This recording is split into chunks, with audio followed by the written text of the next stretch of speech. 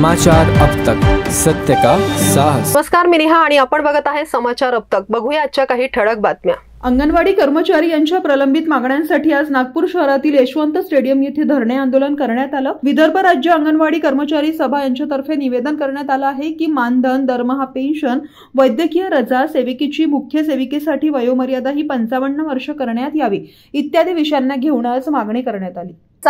विदर्भस्तरीय मोर्चाचे इथे 21 ऑगस्ट 2024 ला नागपूर येथे सीओ कार्यालयावरती धडक मोर्चा होते, परंतु आम्हाला भारत बंद असल्यामुळे परमिशन पैदल मोर्चा होता आमचा यशवंत स्टेडियम ते संविधान चौक पर्यंत, परंतु भारत बंद असल्यामुळे आज आम्हाला पैदल जे मोर्चा होता त्याला आम्हाला परमिशन नाही मिळालेली आहे। त्यामुळे आज आम्ही यशवंत स्टेडियम येथे धरणे आंदोलनच करत आहोत।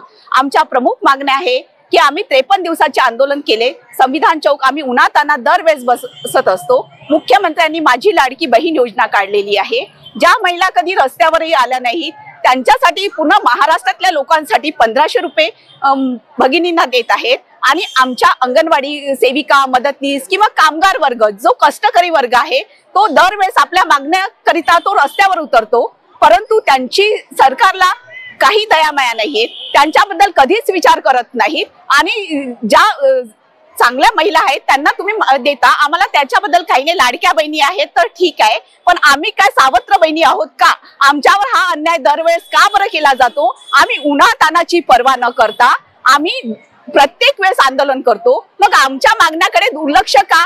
आम्हाला म्हणतात की अंगणवाडी सेविका चा आकडा जास्त आहे, मग महाराष्ट्रातल्या भगिनींना तुम्ही 1500 रुपये देत आहे तर पूर्ण महाराष्ट्रातल्या भगिनींना देत आहे ना तुम्ही, मग आमच्या अंगणवाडी सेविका तर काय 2 लाखच आहेत ना, मग त्यांना तुम्ही भरघोस मानधनवाढ महागाईच्या निर्देशांकानुसार द्यायला पाहिजे। पण ते लोक इकडे लक्ष न देता अंगणवाडी सेविकांच्या, कामगार वर्गाकडे, त्यांच्या मागण्याकडे लक्ष न देता भलतीकडेच लक्ष देत आहेत।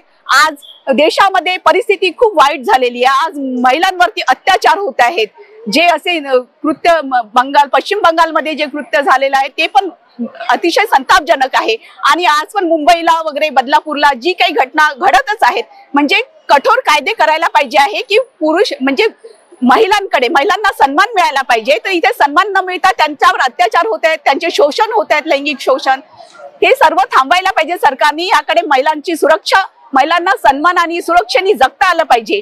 आणि आमचा राहिला अंगणवाडी सेविकांचा प्रश्न, तर आमच्या मागण्याकडे त्यांनी त्वरित लक्ष द्यायला पाहिजे, कारण ह्या महिलांचा असंतोष इतका वाढलेला आहे। 53 दिवस उन्हातान्हात त्यांनी संघर्ष केला, आझाद मैदानावरती दिवस रात्र आंदोलन करून सुद्धा सरकार आमच्याकडे लक्ष देत नाहीये, तर त्यांनी आमच्या अंगणवाडी कर्मचाऱ्यांकडे तातडीने लक्ष द्यावी, ही त्यांना म्हणजे आमच्या सगळ्या बहिणींचा असंतोष आहे ते त्यांनी दूर करावा आणि त्यांच्या मानधनात भरघोस वाढ, पेन्शन, ग्रॅज्युएटीचा प्रस्ताव माननीय सर्वोच्च न्यायालयाने दिलेल्या आदेशाप्रमाणे त्यांनी त्वरित मंजूर करावा, एवढेच बोलते मी। होश